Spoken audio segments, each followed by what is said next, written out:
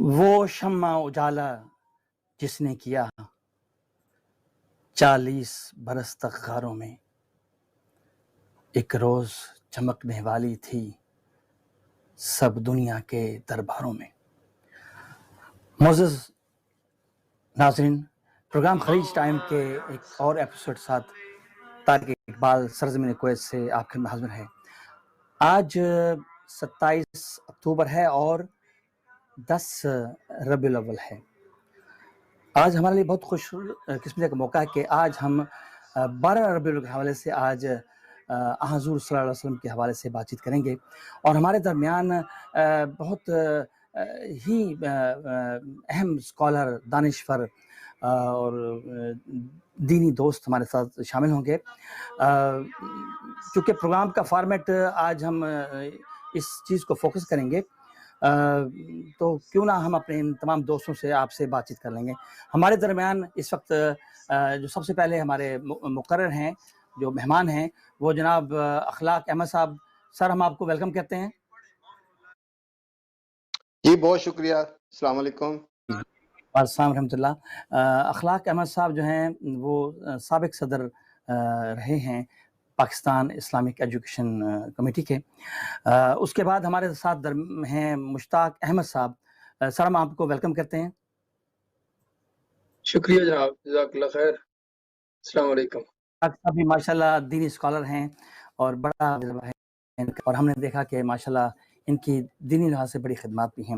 اور آخر ہمارے جو دوسرے مہمان ہیں وہ عبد الرحمان صاحب ہیں، جو پیشے کے لحاظ سے بھی ہیں۔ عبد الرحمان عباسی صاحب، ہم آپ کو خوش آمدید کہتے ہیں۔ شکریہ جی، السلام علیکم۔ جی ناظرین، جیسا کہ آپ کو پتہ ہے کہ اس وقت دنیا بھر میں اور خاص طور پر پاکستان میں گلی گلی، کوشہ کوشہ، ہر جگہ یوم عید میلاد النبی صلی اللہ علیہ وآلہ وسلم منایا جا رہا ہے۔ ہر طرف چراغاں ہیں، اور ہم اس کی تجدید عہد کرتے ہیں کہ ہمیں حضور صلی اللہ علیہ وسلم سے ہمیں بہت پیار ہے۔ ہم سوالات کا سلسلہ شروع کرتے ہیں۔ سب سے پہلے میں جناب اخلاق احمد صاحب آپ سے بات کروں گا۔ اخلاق احمد صاحب، آپ سابق صدر رہے ہیں اسلامک ایجوکیشن کے، اور ہم نے 2011 میں دیکھا آپ کو، آپ کی محبتیں ہم نے آپ کے پروگراموں میں ہم آئے، اور خاص طور پر اس 2011 کے اس ٹھنڈے موسم میں جب آپ نے فیملی گیدرنگ کے حوالے سے ایک پروگرام کیا تھا۔ پکنک ہوتی ہے سالانہ، جو عرصہ دراز سے کویت میں کی جاتی ہے۔ تو ہمیں ذرا بتائیں کہ آپ اپنے بارے میں، آپ پھر کویت سے بھی چلے گئے، پھر کویت واپس آ گئے، اور بہت محبت ہے کویت سے، پیار ہے کہ یہ محبتیں دوبارہ کھینچ لاتی ہیں آپ کو؟ جی بہت شکریہ۔ سب سے پہلے تو میں آپ کا اور ایس بی آئی کا بہت شکر گزار ہوں کہ انہوں نے مجھے یہ موقع دیا کہ میں اللہ کے رسول صلی اللہ علیہ وسلم کی زندگی کے سیرت کے حوالے سے کچھ گوشے آپس میں ہم لوگ شیئر کر سکیں۔ آپ کا میں خاص طور پہ اس لیے شکر گزار ہوں کہ 2011 سے میں آپ کو جانتا ہوں، آپ سے بڑا پرانا تعلق ہے، اور آپ کمیونٹی کی بہت سروسز کر رہے ہیں، اور خاص طور پہ پہلے ووب کے حوالے سے تھا، پھر اب یہ بھی ایک بڑا عظیم کام ہے جو آپ نہ صرف کویت میں بلکہ پورے گلف میں کر رہے ہیں۔ تو میں آپ کو خراج تحسین پیش کرتا ہوں، اپنے ساتھیوں کی طرف سے بھی اور اپنی طرف سے بھی۔ جی، ہم اصل میں سالانہ ایک پکنک کیا کرتے تھے، جو کہ اسلامی ماحول میں بچوں کو، فیملیز کو آؤٹنگ فراہم کرنا، اور بالکل یعنی یہ جیسے آج کل کی مخلوط پارٹیاں ہوتی ہیں ان سے ہٹ کے، کہ ہم یہ بتانا چاہتے تھے کہ ہم سارے کھیل بھی کھیل سکتے ہیں، ہم ساری انٹرٹینمنٹ بھی کر سکتے ہیں، اور اس کے ساتھ ہم مسلمان بھی رہ سکتے ہیں، اور محمد رسول اللہ صلی اللہ علیہ وسلم کے ایک اچھے امتی بن کے ہم سارے کام کر سکتے ہیں۔ اس میں جمعہ بھی پڑھتے تھے، نمازیں بھی پڑھتے تھے، کھیل کود بھی ہوتا تھا، اور خواتین اپنے پروگرام کرتی تھی، بچوں کی اپنی گیمز ہوتی تھیں۔ 2011 میں آپ سب سے پہلے ہمارے ساتھ آئے تھے، اور تب سے آپ سے ایک رشتہ ہے جو نہ ختم ہونے والا ہے۔ انشاءاللہ، کیوں نہیں سر۔ ہم اپنے ٹاپک کی طرف آتے ہیں۔ حضور صلی اللہ علیہ وسلم کی نبوت سے پہلے آپ کو پتہ ہے کہ خصوصاً مکہ اور عموماً عرب کے حالات کیا تھے، اور عرب معاشرہ کن گمراہیوں سے دوچار تھا، ذرا یہ بتائیں ہمارے ناظرین کو کہ اس وقت کی کیا صورتحال تھی؟ ان اللہ و ملائکتہ یصلون علی النبی یا ایھا الذین آمنوا صلوا علیہ وسلموا تسلیما اللہم صلی وسلم وبارک علی محمد وعلی آلہ وصحبہ اجمعین۔ جی اصل میں آپ نے بڑا اچھا سوال کیا کہ ان کے اس وقت حالات کیا تھے جس وقت اللہ کے رسول صلی اللہ علیہ وسلم آئے اور ایک انقلاب لے کے آئے۔ اس وقت اصل میں عرب جو تھا وہ سعودی عرب، یمن، بحرین اور عمان کے اوپر مشتمل تھا۔ یہ شام، عراق اور مصر یہ بعد میں عرب ملک بنے ہیں، جب یہاں کے مسلمان وہاں فاتح بن کے گئے ہیں اور وہاں جا کے آباد ہوئے۔ تو یہاں پہ اصل میں حضرت ابراہیم علیہ السلام اور حضرت اسماعیل علیہ السلام نے یہ خانہ کعبہ تعمیر کیا تھا۔ ایک تو 3 قومیں یہاں آباد تھیں۔ ایک عرب بائدہ کہتے ہیں ان کو، وہ جو پرانے نجد میں آباد تھے اور ان میں یہ تھے۔ پھر عرب عاربہ تھے، یہ جو بنو قحطان تھے اور یمن میں آباد تھے، اور ان کا قبیلہ جرہم جب مکہ نے دیکھا تو یہاں کے آباد ہوئے، ان کے سردار کے ساتھ سردار کی اسماعیل کی شادی ہوئی۔ تیسرے ہیں عرب مستعرب، بنو عدنان بھی کہتے ہیں، یہ وہ عرب ہیں جو حضرت اسماعیل سے 2500 سال تک حضرت ابراہیم علیہ السلام کے جانے کے بعد بالکل توحید تھی، یہاں پہ حرم کی عبادات ساری ٹھیک ہوتی تھی۔ پھر جب بلاد شام سے بنو خزاعہ نے آ کے مکہ کے اوپر قبضہ کیا تو وہ اپنے ساتھ بلاد شام میں شام ہے، فلسطین ہے، ان سے شام کہتے ہیں۔ تو بنو خزاعہ کا قبیلہ آیا اور وہ اپنے ساتھ بت لے کے آئے، تو انہوں نے خانہ کعبے میں لا کے بت رکھے۔ پھر جو مکہ والے تھے ان کی پھر یہ بھی بت پرستی میں آئے۔ پھر جو یہاں پہ عمرے اور حج کے لیے لوگ آتے تھے تو وہ بھی پھر یہاں سے اپنے لیے کوئی نہ کوئی بت ساتھ لے جاتے تھے، اور حرم کا طواف کرنا انہوں نے شروع کر دیا۔ اچھا پھر یہ تھا کہ انسانوں کی منڈیاں لگتی تھی عربوں میں، انسانوں کو خریدتے اور بیچتے تھے جانوروں کی طرح۔ پھر بچیاں جو ہیں ان کے ساتھ بڑا ظلم تھا، عورتوں کے ساتھ بڑا ظلم تھا، بچیوں کو زندہ درگور کر دیتے تھے۔ آتش پرستی بھی ان میں آ گئی تھی، ستارہ پرستی بھی ان میں آ گئی تھی، اور شراب نوشی عام تھی، رقص و سرود کی محفلیں عام تھی، میلے لگتے تھے، اور یہ بدکاری ساری ہوتی تھی۔ تو اس سب کو اصل میں جب حالات یہاں تک خراب ہوئے، اور امن و امان کی تو آپ پوچھے ہی نہیں کہ کوئی ایک اکیلا شخص کیا، ایک چھوٹا موٹا قبیلہ بھی سفر نہیں کر سکتا تھا کہ بڑے قبیلے اس کے اوپر حملہ کر کے اس کے مردوں کو غلام بنا لیتے تھے، عورتوں کو لونڈیاں بنا لیتے تھے، جس کی لاٹھی اس کی بھینس۔ تو ایک اندھیر نگری چوپٹ راج تھا۔ تو پھر اللہ کی رحمت جوش میں آئی، اور وہ جو حالی نے کہا نا کہ اٹھ کر ہرا سے سوئے قوم آیا اور ایک نسخہ کیمیا ساتھ لایا، تو محمد رسول اللہ صلی اللہ علیہ وسلم رحمت للعالمین بن کے آئے، اور پھر انہوں نے بالکل ایک انقلاب یہاں پہ آ کے برپا کر دیا۔ جی واہ، بالکل صحیح کہا آپ نے۔ اچھا میں مشتاق احمد صاحب سے سوال کروں گا۔ مشتاق صاحب، حضور صلی اللہ علیہ وسلم کی جب نبوت ہوئی تو اس سے پہلے کی زندگی کے بارے میں آپ ہمیں مختصر سی روشنی ڈالیں کہ ظاہر ہے ہمارا ایمان ہے کہ جو پیغمبر ہوتے ہیں، جو نبی ہوتے ہیں، وہ سلیکٹڈ ہوتے ہیں، اللہ کی طرف سے سلیکٹڈ ہوتے ہیں، لیکن پھر بھی آپ بتائیں ہمیں کہ اس وقت حضور صلی اللہ علیہ وسلم 40 سال ڈیورنگ وہ اس میں کس طرح کی ان کی مصروفیات رہیں یا کس طرح کا ان کی زندگی، روشنی ڈالیں ذرا۔ نحمدہ ونصلی علی رسول الکریم، اما بعد، فاعوذ باللہ من الشیطان الرجیم، بسم اللہ الرحمن الرحیم، وَإِنَّكَ لَعَلَىٰ خُلُقٍ عَظِيمٍ۔ اللہ تبارک و تعالیٰ نے قرآن پاک کے اندر ارشاد فرمایا ہے کہ ہم نے آپ کو خلق عظیم پر پیدا کیا ہے۔ یہ بعثت کے پہلے کا زمانہ ہو یا بعثت کے بعد کا زمانہ ہو، آپ ہر زمانے کے اندر اپنے بہترین احوال میں رہے ہیں۔ جیسا کہ اخلاق بھائی نے بھی روشنی ڈالی کہ اس سے پہلے، بعثت سے پہلے جو عربوں کے ہاں افراتفری تھی، بدامنی تھی، بدحالی تھی، اور اس سے عورتوں اور یتیموں کے ساتھ برا سلوک کیا جاتا تھا اور ظلم و زیادتیاں ہوتی تھیں۔ اس ماحول کے اندر بھی حضور اکرم صلی اللہ علیہ وسلم کی جب ہم سیرت پاک کا مطالعہ کرتے ہیں تو وہ ہمیں ایک چمکتے ہوئے روشن ستارے کی طرح نظر آتے ہیں، اور ان حالات میں آپ صلی اللہ علیہ وسلم جو ہے بہترین کردار کے حامل تھے۔ آپ صلی اللہ علیہ وسلم نے اس زمانے میں بھی جبکہ شراب نوشی عام تھی، قتل و غارت تھی، آپ صلی اللہ علیہ وسلم نے کبھی کسی کے اوپر زیادتی نہیں کی، آپ صلی اللہ علیہ وسلم نے کبھی شراب نہیں چکھی، آپ صلی اللہ علیہ وسلم نے کبھی کسی رقص و سرود کی محفل کے اندر شرکت نہیں کی، آپ صلی اللہ علیہ وسلم نے کبھی بتوں کی عبادت نہیں کی، آپ نے کبھی آستانوں کا ذبیحہ نہیں کھایا، آپ صلی اللہ علیہ وسلم کبھی ان کے میلے ٹھیلوں میں شریک نہیں ہوئے، اور آپ صلی اللہ علیہ وسلم پاکینہ کی حیثیت سے زندگی بسر کرتے رہے۔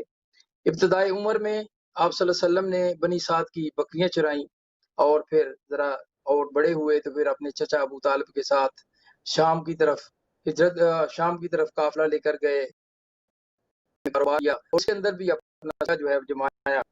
انہی حالات میں حضرت خدیجہ جو کہ مکہ مکرمہ کی ایک رئیس عورت تھیں اور کاروبار کیا کرتی تھیں، انہوں نے آپ کے ساتھ شراکت پہ کاروبار کیا، اور آپ ان کا مال لے کر شام جاتے ہیں، اور حضرت خدیجہ الکبریٰ رضی اللہ تعالیٰ عنہ کا ایک غلام میسرہ بھی آپ کے ساتھ جاتا ہے، اور وہ وہاں جا کر جب دیکھتا ہے کہ آپ کس قدر دیانتدار، صادق اور راست باز انسان ہیں، معاملہ فہمی والے انسان ہیں، صاحب رائے انسان ہیں، کس طرح معاملات کو کرتے ہیں، تو آ کر جب آپ بہت سا منافع کما کر رہے جب آپ گئے اس کاروبار کے اندر، تو آ کر میسرہ نے حضرت خدیجہ الکبریٰ رضی اللہ تعالیٰ عنہ پر آپ کی ساری خوبیاں جو ہیں واضح کی۔ ان حالات میں حضرت خدیجہ الکبریٰ رضی اللہ تعالیٰ عنہ نے آپ کی طرف شادی کا پیغام بھیجا، اور آپ صلی اللہ علیہ وسلم نے ان کے ساتھ شادی کر لی۔ تو اس کے بعد یہ ہے کہ آپ کی عمر مبارک جب 35 سال کی ہوتی ہے، یہ بھی آپ کی ایک معاملہ فہمی کا یعنی ہمارے سامنے ایک پرتو نظر آتا ہے۔ 35 سال کی عمر ہوتی ہے، خانہ کعبہ کی دوبارہ تعمیر ہوتی ہے، اور حجر اسود کو نصب کرنے پر ایک تنازع جو ہے کھڑا ہو جاتا ہے۔ سب قبیلوں کے سردار یہ چاہتے ہیں کہ ہمیں یہ سعادت ملے کہ ہم اس پتھر کو اس کی جگہ پر نصب کریں۔ آخر میں اس بات پر متفق ہو جاتے ہیں کہ کل سب سے پہلے جو شخص خانہ کعبہ کے اندر آئے گا اس کو ہم اپنا حکم مان لیں گے، اور پھر اگلے دن حضور اکرم صلی اللہ علیہ وسلم سب سے پہلے کعبہ کے اندر تشریف لاتے ہیں، اور سب یہی کہہ اٹھتے ہیں کہ صادق آ گیا، امین آ گیا۔ پھر جس حضور اکرم صلی اللہ علیہ وسلم نے جس آسان انداز سے اس معاملے کو نپٹایا، آپ نے ایک چادر بچھائی، اس کے اوپر حجر اسود کو رکھا، اور تمام سرداروں سے کہا کہ اس کے کونوں کو پکڑو، اور پھر وہ لے کے اس کو جگہ پر آئے، اور حضور اکرم صلی اللہ علیہ وسلم نے خود اپنے دست مبارک سے اس حجر اسود کو اس کی جگہ پر نصب فرما دیا۔ تو اسی طرح ہم ایک اور واقعہ ہمارے سامنے آتا ہے، 40 سال کی عمر میں جب آپ کو نبوت ملتی ہے، آپ غار حرا میں ہیں، اور فرشتہ آپ کے اوپر وحی کا نزول کرتا ہے، ان حالات میں آپ ڈر جاتے ہیں اور گھر آتے ہیں، اور اپنی وفادار بیوی حضرت خدیجہ الکبریٰ رضی اللہ تعالیٰ عنہ سے کہتے ہیں کہ مجھے ڈر لگا ہوا ہے، مجھے اپنی جان کا خطرہ لگا ہوا ہے۔ ان حالات میں آپ کہتے ہیں زمبلونی، مجھے چادر اڑا دو، مجھے کمبل اڑا دو۔ تو اس موقع پر حضرت خدیجہ الکبریٰ رضی اللہ تعالیٰ عنہ آپ کے بارے میں جو بیان دیتی ہیں، آپ کو جو تسلی و تشفی دیتی ہیں، وہ الفاظ جو ہیں وہ حدیث کی کتاب کے اندر موجود ہیں۔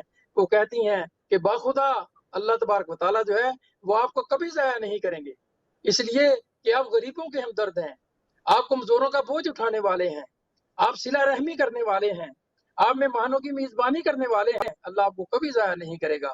تو یہ وہ ان حالات میں بعثت سے پہلے بھی آپ صلی اللہ علیہ وسلم کی زندگی جو ہے ہمارے لیے بالکل ایک مشعل راہ ہے، ایک بہترین انسان کی زندگی ہے، اور اللہ تعالیٰ ہمیں اس زندگی کو بھی اپنانے کی توفیق عطا فرمائے۔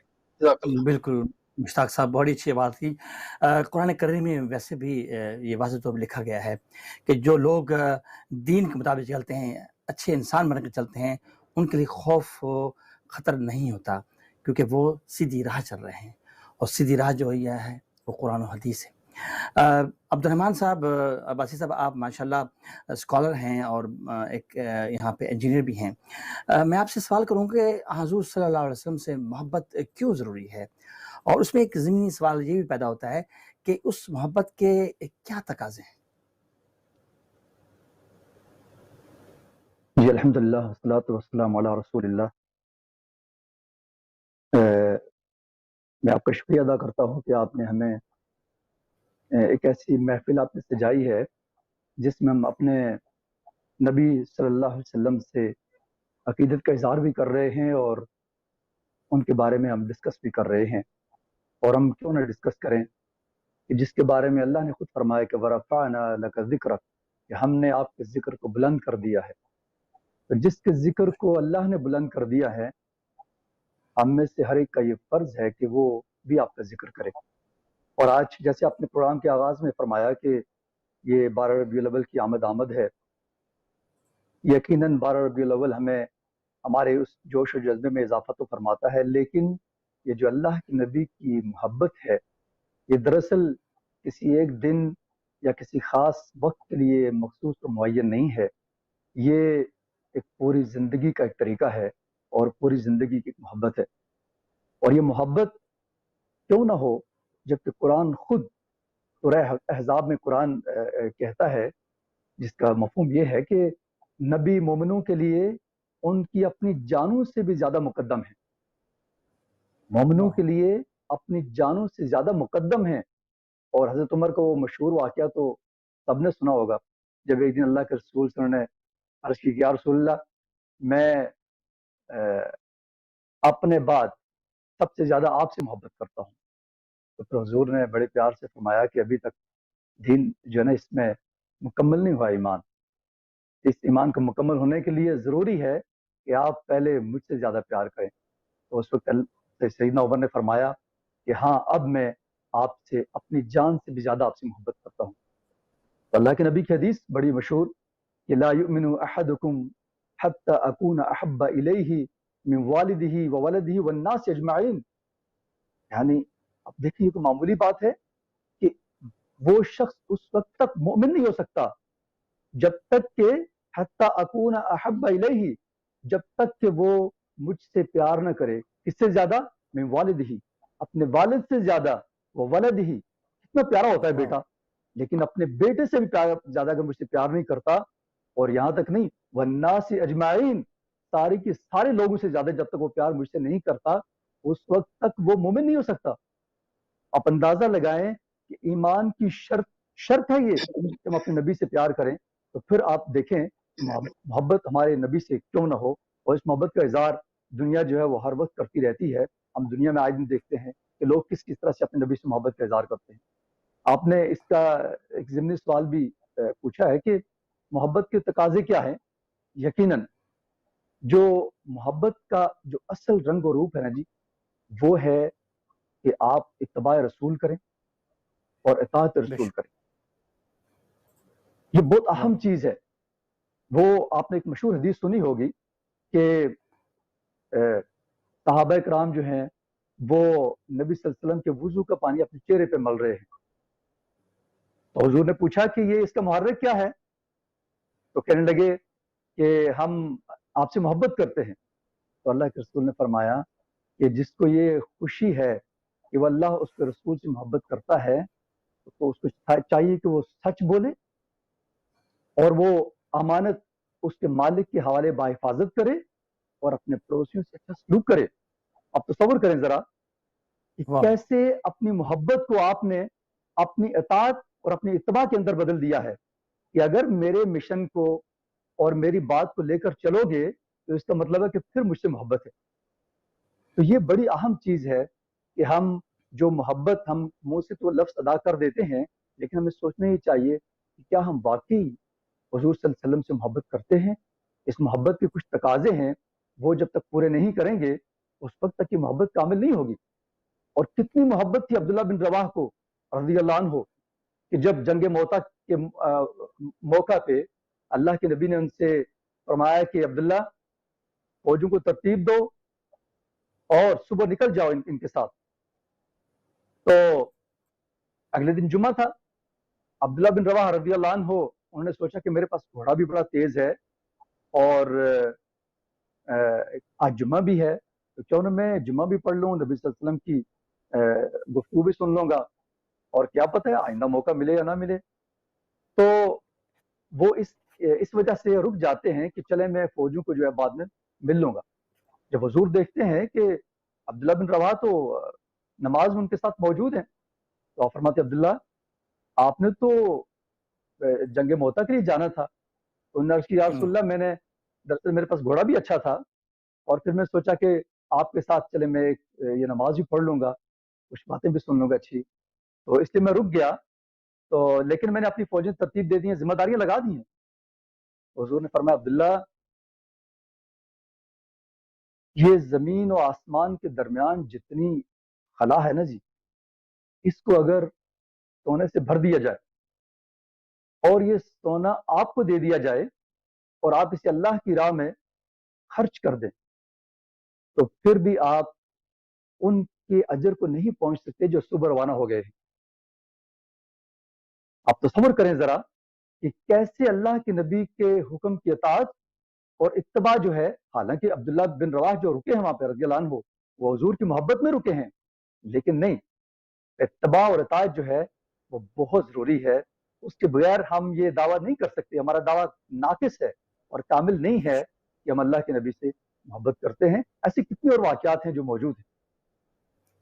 صحیح بات، بہت اچھی بات کی۔ بات چیت جو ہو رہی تھی وہ محبت اور عشق رسول صلی اللہ علیہ وسلم سے عباسی صاحب نے بڑے اچھے انداز سے کی۔ میں اسی بات کو آگے بڑھاتے ہوئے اخلاق صاحب آپ سے یہ بات کروں گا کہ انسانیت کے حوالے سے آپ قرآن و حدیث کی روشنی میں بتائیں کہ رسول اللہ صلی اللہ علیہ وسلم کیا تڑپ اور درد رکھتے تھے۔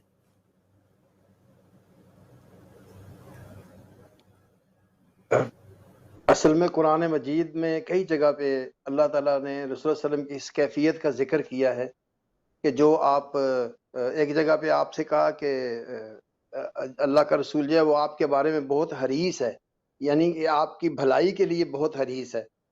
سورہ شعراء میں فرمایا فَلَعَلَّكَ بَاخِعٌ نَفْسَكَ إِلَّا يَكُونُوا مُؤْمِنِينَ، اے محمد صلی اللہ علیہ وسلم کیا آپ اپنے آپ کو ہلاک کر لیں گے کہ یہ لوگ ایمان نہیں لے کے آ رہے۔ سورہ کہف میں فرمایا فَلَعَلَّكَ بَاخِعٌ نَفْسَكَ عَلَىٰ آثَارِهِمْ إِن لَّمْ يُؤْمِنُوا بِهَٰذَا الْحَدِيثِ أَسَفًا، اے محمد صلی اللہ علیہ وسلم آپ اپنے آپ کو ہلاک کر لیں گے کہ یہ اس بات پہ ایمان نہیں لاتے جو آپ ان کے سامنے پیش کر رہے ہیں۔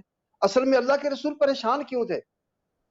آپ نے ایک حدیث میں فرمایا کہ میری مثال ایسے ہے کہ اندھوں کا ایک گروہ ہے اور وہ بھاگتا ہوا چلا جا رہا ہے، اور جس طرف وہ بھاگ رہا ہے اس طرف ایک گڑھا ہے اور اس گڑھے میں آگ بھی لگی ہوئی ہے۔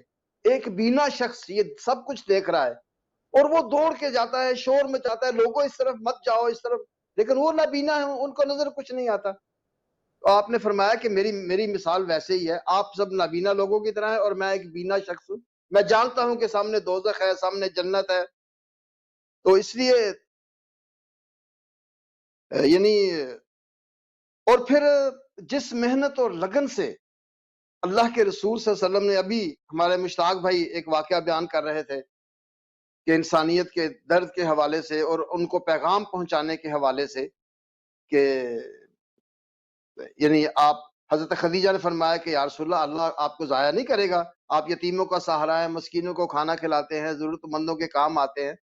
ایک بڑا عجیب واقعہ میں پڑھ رہا تھا کہ حضرت بلال امیہ بن خلف کے غلام تھے اور ایک دن آپ بیمار تھے۔ امیہ آیا، اس نے آ کے دیکھا کہ بلال بیٹھا ہوا ہے، اس نے بہت ڈانٹا ڈپٹا اور ان کو جو دے کے گیا اور چکی کے اوپر بٹھا گیا کہ یہ پیس لو۔ تو وہ بیچارے رو رہے تھے اور ان سے چکی بھی نہیں چل رہی تھی، بیمار تھے۔ اتنے میں اللہ کے رسول صلی اللہ علیہ وسلم کا کہیں وہاں سے گزر ہوا۔ میرے ماں باپ آپ پر قربان، آپ نے بلال کو دیکھا تو کہا بلال کیوں رو رہے ہو؟ تو بلال نے کہا کہ محمد، اس وقت تو وہ ایمان نہیں لایا تھا، کہ آپ کو کیا ہے، یہاں بہت آتے ہیں، آ کے پوچھتے ہیں اور پوچھ کے چلے جاتے ہیں، تو میں بیمار ہوں، مجھ سے جو بھی نہیں پیسے جا رہے۔ تو اللہ کے رسول صلی اللہ علیہ وسلم واپس مڑ گئے۔ تو جب جا رہے تھے تو بلال نے آواز دی، اس نے کہا آپ بھی دوسرے لوگوں کی طرح مجھے دیکھ کے اور میرا مذاق اڑا کے واپس چلے جا رہے ہیں، میری سٹوری سن کے، کسی میرے کام نہیں آئے۔ تھوڑی دیر کے بعد اللہ کے رسول صلی اللہ علیہ وسلم ایک گلاس دودھ کا اور کچھ کھجوریں لے کے آئے۔ وہ کہا بلال تمہیں بھوک لگی ہے، یہ کھا لو اور تم ایسے کرو، یہ چارپائی پہ آرام کرو۔ اس نے کہا اور یہ جو کون پیسے گا؟ تو رسول اللہ صلی اللہ علیہ وسلم نے فرمایا تمہیں صبح پسے ہوئے جو مل جائیں گے۔ آپ صلی اللہ علیہ وسلم پوری اس کی چکی چلاتے رہے بلال کی، اور اس کے جو پیستے رہے۔ آج جو قرآن کہتا ہے رحمت للعالمین، وہ ایسے ہی نہیں تھے، اللہ نے عجیب سا دل دیا تھا ان کو۔ ایک رات نہیں، مسلسل 3 راتیں بلال کو وہ آرام دلواتے رہے تاکہ وہ ٹھیک ہو جائے، اور مسلسل 3 راتیں دو جہان کا سردار بلال کے لیے چکی پیس کے ان کے جو رسول اللہ صلی اللہ علیہ وسلم تھے. اللہ تعالیٰ آپ پر درود و سلام اور ہمارے ماں باپ آپ پر قربان. بالکل بالکل صحیح کہا. جناب مشتاق احمد صاحب، الحمدللہ ہم لائیو اس وقت کویت سے خلیج ٹائم کر رہے ہیں، اور دنیا کے تقریباً 152 ممالک میں یہ لائیو پروگرام دیکھا جا رہا ہے، اور آپ لوگ ہمارے درمیان میں موجود ہیں. وہ گلدستہ ہے جو ان کی زندگی بلکہ کویت میں آپ لوگوں نے کی جو خدمات ہیں وہ میرے پاس الفاظ نہیں ہیں، ماشاءاللہ بہت زیادہ ہیں. اچھا مشتاق احمد صاحب، میں آپ سے یہ سوال کروں گا کہ کیا اتباع رسول صلی اللہ علیہ وسلم صرف چند عبادتوں تک محدود ہے یا پوری زندگی کا جو ہے وہ احاطہ کرتی ہے اس کے؟ بسم اللہ الرحمن الرحیم. حضور اکرم صلی اللہ علیہ وسلم کو اللہ تبارک و تعالیٰ نے آپ کے بارے میں ارشاد فرمایا، لَقَدْ كَانَ لَكُمْ فِي رَسُولِ اللَّهِ أُسْوَةٌ حَسَنَةٌ، کہ آپ لوگوں کے لیے حضور اکرم صلی اللہ علیہ وسلم کی زندگی میں بہترین نمونہ ہے. اور پھر آپ صلی اللہ علیہ وسلم کی زندگی جو ہے وہ ہمیں قرآن پاک کی عملی تفسیر نظر آتی ہے. جو کچھ اللہ نے حکم دیا آپ صلی اللہ علیہ وسلم نے منوان وہ کر کے دکھایا. اسی لیے ہم دیکھتے ہیں کہ جب ایک موقع پر حضرت عائشہ صدیقہ رضی اللہ تعالیٰ عنہ سے کوئی پوچھتے ہیں کہ حضور اکرم صلی اللہ علیہ وسلم کے اخلاق کیسے تھے، تو وہ آپ سے وہ سوالی سے پوچھتی ہیں کہ کیا تم نے قرآن نہیں پڑھا؟ تو وہ کہتے ہیں جی ہاں میں نے قرآن پڑھا. فرمایا کانا خلقہ القرآن، آپ صلی اللہ علیہ وسلم چلتا پھرتا قرآن تھے. قرآن کے ہر حکم کو آپ نے اپنے اوپر نافذ کیا اور اس کی آپ صلی اللہ علیہ وسلم نے پیروی کی. تو اسی کو اقبال نے کہا قاری نظر آتا ہے حقیقت میں ہے قرآن. تو قرآن ہمیں یہ کہتا ہے وما آتاکم الرسول فخذوہ وما نہاکم عنہ فانتہوا، کہ جو کچھ اللہ کا رسول آپ کو دے وہ آپ لے لو، اور جس سے وہ منع کریں اس سے منع ہو جاؤ. تو ہمیں یہی حکم دیا گیا ہے قل اطیعوا اللہ واطیعوا الرسول، کہ تم اطاعت کرو اللہ کی اور اس کے رسول کی. یعنی ہمیں زندگی کے ہر معاملے میں اللہ اور اس کے رسول کی اطاعت کرنی ہے. اللہ کی رسول کی زندگی کا ہر گوشہ جو ہے وہ ہمارے سامنے ہے. زندگی کا کوئی شعبہ ایسا نہیں ہے جس کے اندر حضور اکرم صلی اللہ علیہ وسلم نے ہمیں رہنمائی نہیں دی ہے. اس لیے ہمیں ہر حال میں حضور اکرم صلی اللہ علیہ وسلم کی اطاعت کرنی ہے. بلکہ اطاعت تو یہ ہے کہ جو حکم آپ دیں ہم اس کو اپنا لیں، اس کے مطابق اپنی زندگی بسر کریں. لیکن اس سے بڑھ کر مرتبہ جو ہے وہ یہ ہے کہ ہم آپ کی اتباع کریں. جو ہم آپ کو کرتا ہوا دیکھیں، اس بارے میں قرآن و حدیث کے اندر ہمیں کوئی چیز نظر آ جائے ہم اس کے مطابق عمل کرنا شروع کر دیں، خواہ آپ نے اس کے کرنے کا حکم دیا ہو نہ دیا ہو. لیکن اگر کوئی کام آپ نے کیا ہے تو ہمارے ارتجاع بن جانا چاہیے کہ ہم کہیں کہ ہم نے بھی یہی کام کرنا ہے. اور اس کی کتنی مثالیں جو ہیں وہ ہمارے سامنے صحابہ کرام کی زندگی سے موجود ہیں. اور پھر اگر ہم اتباع رسول کریں گے تو اس کا ثمرہ کیا ہے؟ اس کا ثمرہ یہ ہے کہ اللہ تبارک و تعالیٰ نے ارشاد فرمایا قل ان کنتم تحبون اللہ، کہ اگر تم اللہ سے محبت کرنا چاہتے ہو قل ان کنتم تحبون اللہ فاتبعونی، میری اتباع کرو، یعنی رسول اکرم صلی اللہ علیہ وسلم کی اتباع کرو. یحببکم اللہ، اللہ تمہیں اپنا محبوب بنا لے گا. یہ اس اتباع کا ثمرہ ہے کہ اللہ تبارک و تعالیٰ ہمیں اپنا محبوب گا، اور صرف محبوب ہی نہیں بنائے گا، یغفر لکم ذنوبکم، تمہارے گناہوں کو بھی بخش دے گا. اور ہم دیکھتے ہیں کہ کس طرح صحابہ کرام رضوان اللہ تعالیٰ علیہ مجمعین نے آپ صلی اللہ علیہ وسلم کی اتباع کی، آپ کے نقش قدم پر چلے. ایک موقع پر جب ایک صحابی اپنا ایک مکان بناتے ہیں اور حضور اکرم صلی اللہ علیہ وسلم وہاں سے گزرتے ہیں اور آپ نے اس کو ناپسند فرمایا لیکن اظہار نہیں کیا، چہرے پر ناگواری کے اثرات جو ہیں وہ دوسرے صحابہ نے دیکھے. انہوں نے جا کر اس صحابی کو بتایا تو انہوں نے بغیر کسی پسو پیش کے اس مکان کو مسمار کر دیا.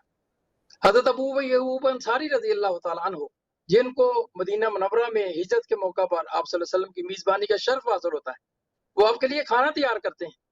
وہ کہتے ہیں کہ جب میں نے آپ کے پاس کھانا لے کر گیا، آپ نے کھانا تناول فرمایا تو جس رکابی کے اندر سالن تھا میں نے دیکھا کہ آپ صلی اللہ علیہ وسلم نے اس میں لہسن کو ایک طرف کیا ہوا تھا. فرمایا میں نے جب یہ بات دیکھی میں نے پھر اس کے بعد ساری عمر لہسن ہی نہیں کھایا.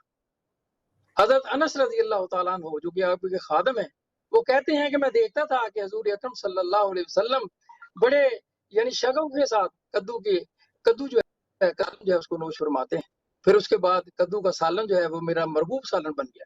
آپ نے نہیں کہا تھا کہ انس تم کدو کا سالن کھایا کرو، لیکن دیکھا کہ میرا محبوب یہ کھاتا ہے، میرے محبوب کو یہ پسند ہے، انہوں نے بھی اس کو اپنی واہ پسند بنا لیا. اسی طرح حضرت علی رضی اللہ تعالیٰ عنہ ایک موقع پر سواری پہ سوار ہوئے، دعائے رکوع پڑھی اور اس کے بعد مسکرائے. تو صحابہ نے پوچھا کہ آپ نے یہ عمل کیوں کیا؟ فرمایا اسی مقام پر میں نے دیکھا تھا کہ حضور اکرم صلی اللہ علیہ وسلم جب سوار ہوئے تھے تو آپ مسکرائے تھے، اس لیے میں بھی مسکرایا ہوں. یعنی یہ ایسے کام ہے، یہی اتباع ہے کہ قدم پہ قدم، نقش پہ نقش جو ہے وہ سب کرتے چلے جائیں.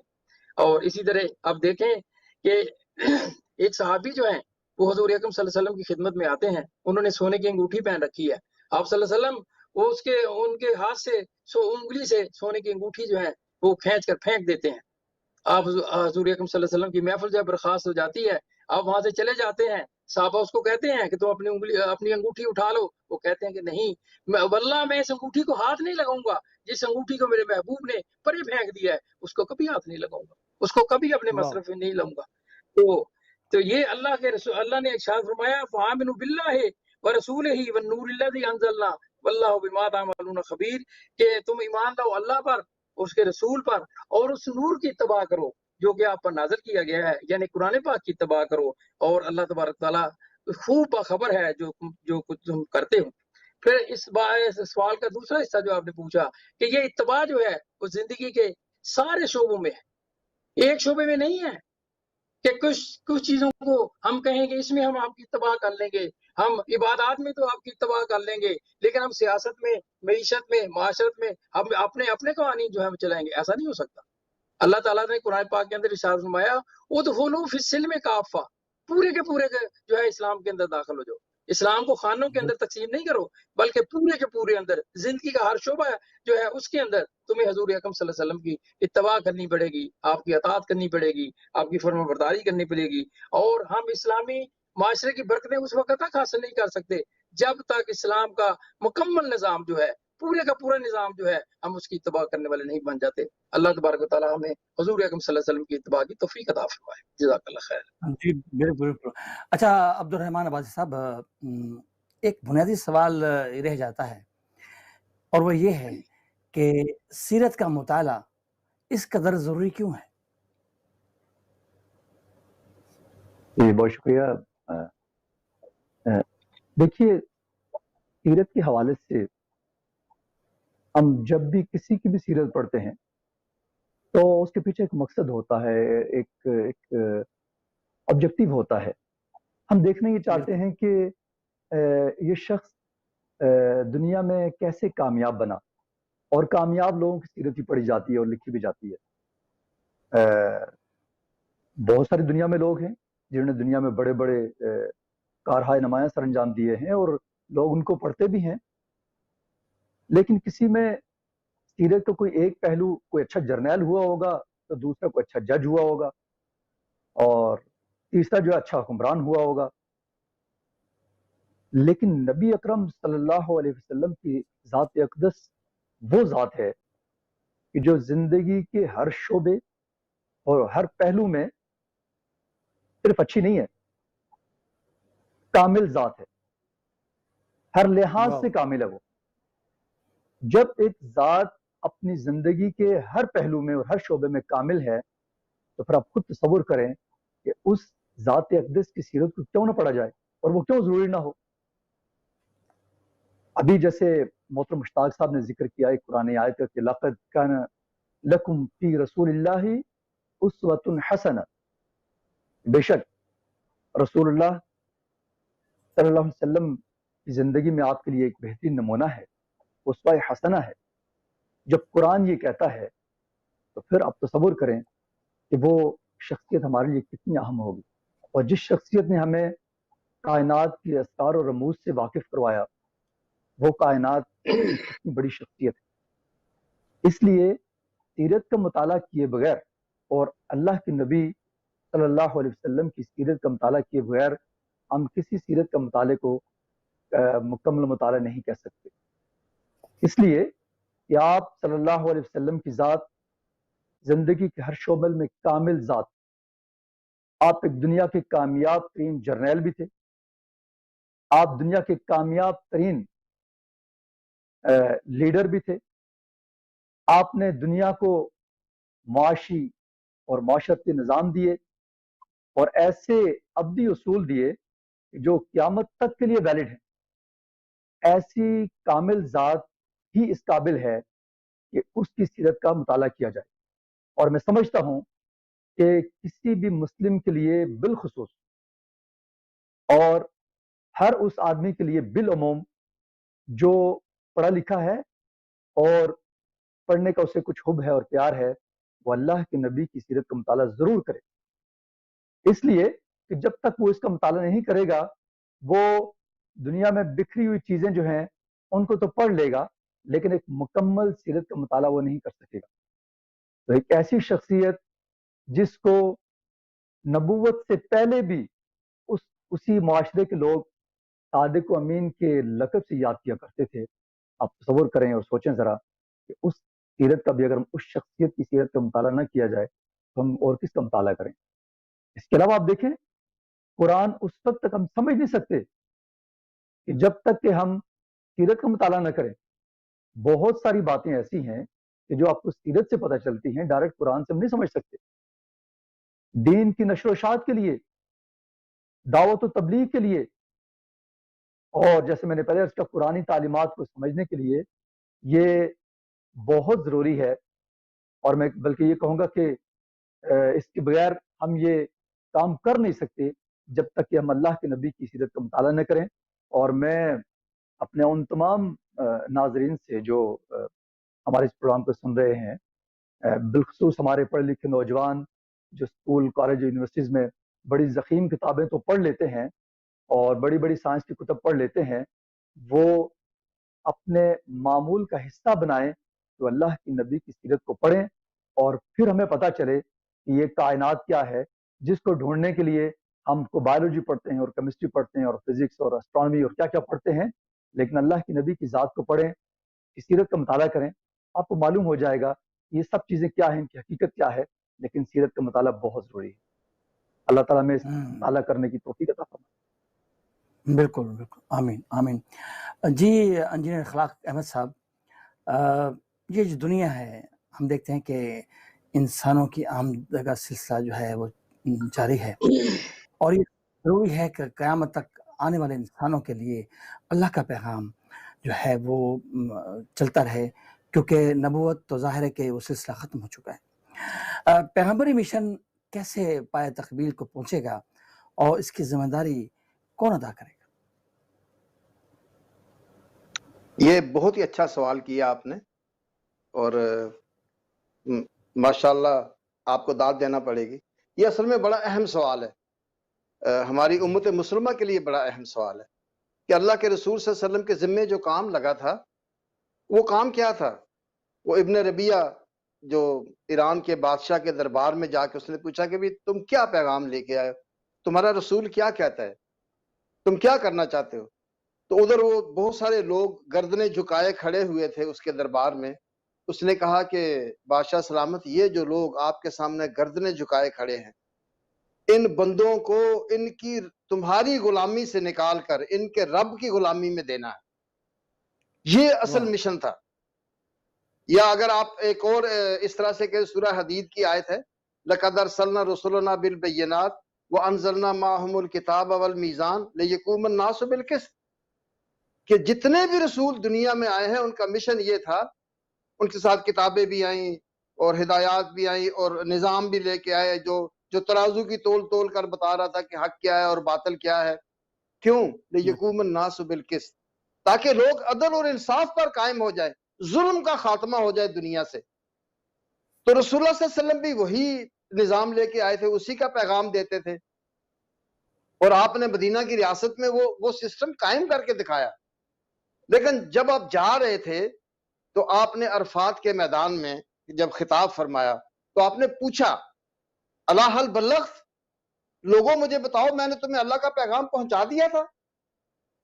تو انہوں نے یک زبان، لاکھوں میں تھے، یک زبان ہو کر کہا قد بلغت وادیت ونصحت، اے اللہ کے رسول صلی اللہ علیہ وسلم، نہ آپ نے نہ صرف پہنچایا بلکہ نصیحت کا حق ادا کر دیا. تو پھر آپ نے فرمایا فَلْيُبَلِّغُ الشَّاهِدُ الْغَائِبُ، جو یہاں ہیں وہ اس پیغام کو ان تک پہنچائیں جو یہاں نہیں ہیں. اور فرمایا بلغوا انی ولو آیا، تمہیں ایک آیت مجھ سے پہنچتی ہے اسے آگے پہنچا دو. اب یہ جو آیت اور اللہ کے رسول کے پیغام کو پہنچانے کا کام ہے، اسے دعوت اللہ کہہ لیں، امر بن معروف نہی عن المنکر کہہ لیں، شہادت حق کہہ لیں، یہ سب ایک چیز ہے. یہ اللہ کی طرف لوگوں کو دعوت دینا ہے، کسی انسان کی طرف نہیں، کسی علاقے کی طرف نہیں، کسی مادیت کی طرف نہیں. اور رسول اللہ صلی اللہ علیہ وسلم کا مشن، چونکہ اب تو کوئی نبی نہیں آئے گا، جو بھی آئے گا وہ جھوٹا ہے، اللہ کے رسول کے بعد کوئی نبی نہیں ہے، تو پھر یہ مشن کیسے چلے گا؟ تو جب وہ اللہ کے رسول میدان عرفات میں ہمارے ذمہ لگا لے، بلغوا انی ولو آیا، تمہیں پورا قرآن حفظ کرنے کی نہیں، ایک آیت تم تک پہنچے آگے پہنچا دو. اور یہ ہر ایک کا کام ہے. اس لیے قرآن نے کہا وَلْتَكُن مِّنكُمْ أُمَّةٌ يَدْعُونَ إِلَى الْخَيْرِ وَيَأْمُرُونَ بِالْمَعْرُوفِ وَيَنْهَوْنَ عَنِ الْمُنكَرِ. تم میں ایک گروہ تو ضرور ہی ایسا ہونا چاہیے کہ جو نیکی کا حکم کرے، برائی سے روکے. اور تو یہ کام جو ہے، یہ قرآن کا بھی حکم ہے، اللہ کے رسول بھی تو یہ ہمارے گناہگار کندھوں پہ اس امت کے ذمے یہ کام لگ گیا ہے. اور قیامت کے دن ہر امت پہ ایک گواہ کھڑا کیا جائے گا، ایک رسول. اور محمد رسول اللہ صلی اللہ علیہ وسلم کی امت باقی امتوں پہ گواہ کھڑی کی جائے گی. کس چیز کی گواہی؟ کہ اللہ کے رسول کا پیغام جو قیامت تک انسان آئے تھے ان تک آپ نے پہنچایا نہیں پہنچایا. یہ بڑا اہم فریضہ ہے، بڑی اہم ذمہ داری ہے. تو اس لیے یہ اس امت مسلمہ کا فرض منصبی ہے کہ اس دنیا سے ظلم کا خاتمہ ہو، انسان اللہ کا خلیفہ بن کے رہے. اور یہ غلامی کے جتنے بھی تصور ہیں، وہ ذہنی غلامی، جسمانی غلامی، تو وہ آزادی ضمیر اور بیداری ضمیر انسان کو حاصل ہو. پھر یہ جو کامل انسانی مساوات ہے، یہ مطلب قانون کے سامنے سب برابر ہوں. اللہ کے رسول صلی اللہ علیہ وسلم نے یہ بہت ساری مثالیں دی جا سکتی ہیں. ایک موقع پہ آپ نے فرمایا کہ اگر محمد صلی اللہ علیہ وسلم کی بیٹی فاطمہ بھی چوری کرتی تو میں اس کے ہاتھ کاٹتا. قانون ہے، سب کے لیے ہے. پھر اجتماعی تکافل کا نظام ہے کہ کوئی آدمی بھوکا نہ سوئے. اللہ کے رسول نے فرمایا جس کا پڑوسی بھوکا سوتا ہے اس کے ایمان پہ مجھے شک ہے کہ وہ مومن بھی ہے یا نہیں ہے. یتیم کی کفالت کرنے والے کے بارے میں آپ نے اس طرح فرمایا وہ جنت میں اس طرح میرے ساتھ ہوگا، 2 انگلیاں ملا کے اس طرح کہا. مسافر، قیدی، ان سب کے حقوق، یہ ایک ایسا سسٹم، ایسا نظام ہے، یہ اللہ کے رسول کا ایسا پیغام ہے جو ہم دینا چاہتے ہیں. اور ہم یہ چاہتے ہیں کہ یہ پیغام اب امت رسول صلی اللہ علیہ وسلم آگے لے کے جائے گی اور لوگوں تک یہ پیغام پہنچائے گی. یہ ان کا فرض منصبی ہے. وآخر دعوانا الحمدللہ رب العالمین. اچھا، میں چلتے چلتے آپ سے ایک اور سوال کرنا چاہتا ہوں اخلاق صاحب، کیونکہ پروگرام کا فارمیٹ ایسا ہے، ٹائم بھی ہو رہا ہے. وہ یہ ہے کہ آج کل ریاست مدینہ کے حوالے سے کافی بات کی جاتی ہے.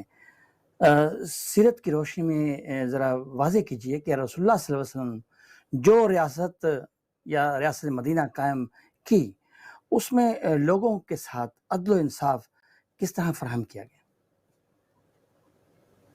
اصل میں اس طرف نا اپنی پچھلی گفتگو میں تھوڑا سا اشارہ کر گیا.